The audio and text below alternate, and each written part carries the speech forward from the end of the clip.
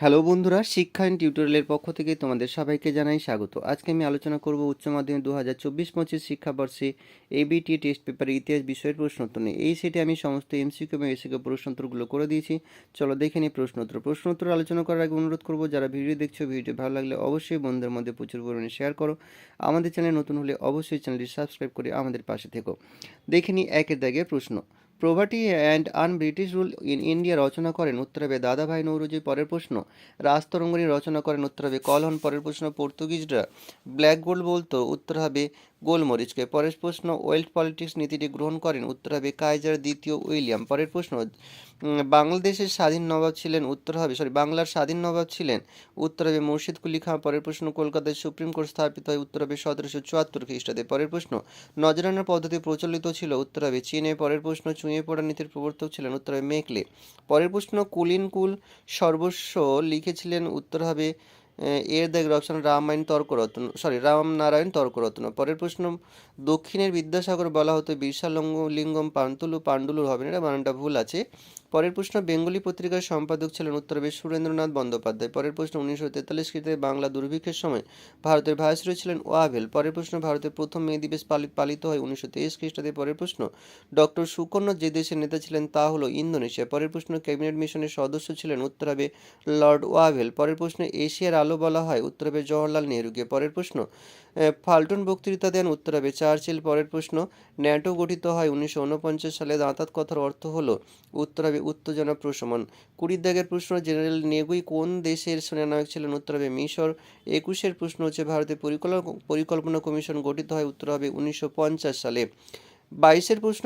উপনিবেশিকরণ শব্দটি প্রথম ব্যবহার করেন, উত্তর হবে জুনিয়র মরিফ জুনিয়র বন। পরের প্রশ্ন। বাংলাদেশের মুক্তিযুদ্ধের প্রধান নেতা, উত্তর হবে শেখ মুজিবুর রহমান।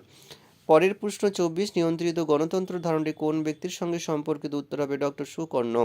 এইবারে আমরা দুই দাগের এসিকিউ প্রশ্ন উত্তরগুলো করব। প্রশ্ন উত্তর আলোচনা করার অনুরোধ করব, যারা ভিডিও দেখছো, ভিডিও ভালো লাগলে অবশ্যই বন্ধুদের মধ্যে শেয়ার করো।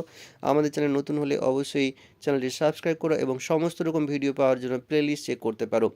দুই দাগের একের প্রশ্ন। অবশিল্পায়ন কি? ব্রিটিশ শাসনকালে ভারতের বাজারগুলি ইংল্যান্ডের শিল্প কারখানায় উৎপাদিত পণ্যে ছেয়ে গেলে দেশের চিরাচরিত কুটিরশিল্প ধ্বংস হয়ে যায়, এই ঘটনা অবশিল্পায়ন নামে পরিচিত। পরের প্রশ্ন। সাম্প্রদায়িক বাঁটোয়ারা নীতি কে ঘোষণা করেন, উত্তর হবে প্রধানমন্ত্রী র্যামসে ম্যাকডোনাল্ড। পরের প্রশ্ন। হিন্দু কলেজের বর্তমান নাম প্রেসিডেন্সি কলেজ। পরের প্রশ্ন। বিধবা বিবাহ আন্দোলন প্রধান উদ্যোক্তা কে ছিলেন, ঈশ্বরচন্দ্র বিদ্যাসাগর। পরের প্রশ্ন। লখনৌ চুক্তি কাদের মধ্যে স্বাক্ষরিত হয়েছিল, 1916 খ্রিস্টাব্দে কংগ্রেস ও মুসলিম লীগের মধ্যে। পরের প্রশ্ন। কোন জাহাজে নৌবিদ্রোহ শুরু হয়েছিল, উত্তর হবে 1946 সালে 8ই ফেব্রুয়ারি মুম্বাইয়ের তলোয়ার নামক জাহাজে। পরের প্রশ্ন। এশিয়াবাসীর জন্য এই স্লোগানটির উদ্দেশ্য কী ছিল? এশিয়াবাসীদের জন্য এশিয়া স্লোগানটির প্রচার করেছিল জাপান।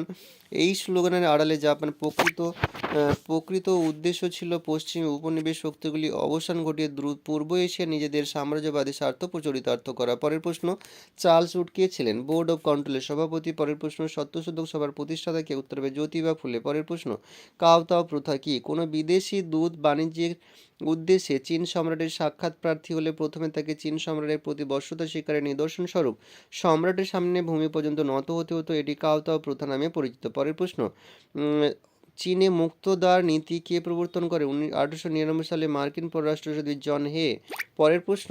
সত্যবিলোপ নীতি কে প্রবর্তন করেন? উত্তর হবে লর্ড ডালহৌসি। পরের প্রশ্ন। কোন মার্কিন সেনাপতি সর্বপ্রথম জাপানে পদার্পণ করেন? উত্তর হবে 1854 সালে মার্কিন নৌবাহিনীর সেনাপতি কমোডর ম্যাথু প্যারি। পরের প্রশ্ন। দস্ত কি?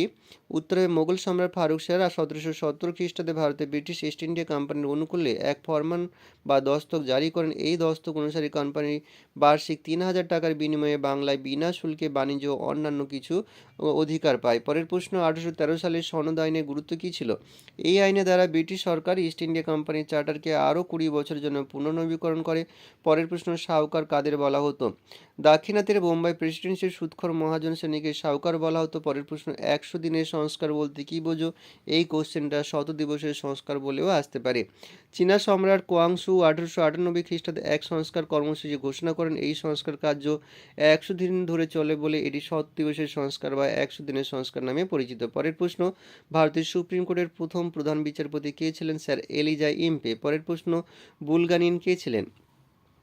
নিকোলাই বুলগানিন ছিলেন একজন সোভিয়েত রাজনীতিবিদ। তিনি 1953 সালে মার্চ থেকে 1955 সালের মার্চ মাস পর্যন্ত সোভিয়েত রাশিয়ার প্রধান প্রতিরক্ষা মন্ত্রী হিসেবে দেশ পরিচালনা করেছেন। পরের প্রশ্ন, ইয়াসের আরাফাত কে ছিলেন? প্যালেস্তাইনের অথরিটি এর প্রেসিডেন্ট। পরের প্রশ্ন, ক্যাবিনেট মিশন কেন গঠিত ভারতে আসে? ক্যাবিনেট মিশন 24শে মার্চ 1946-এ ভারতে ঐক্য রক্ষা এবং স্বাধীনতা প্রদানের লক্ষ্যে ব্রিটিশ সরকারের কাছ থেকে ভারতীয় রাজনীতির নেতৃত্বের কাছে ক্ষমতা হস্তান্তরের বিষয়ে আলোচনা করতে ভারতে আসে।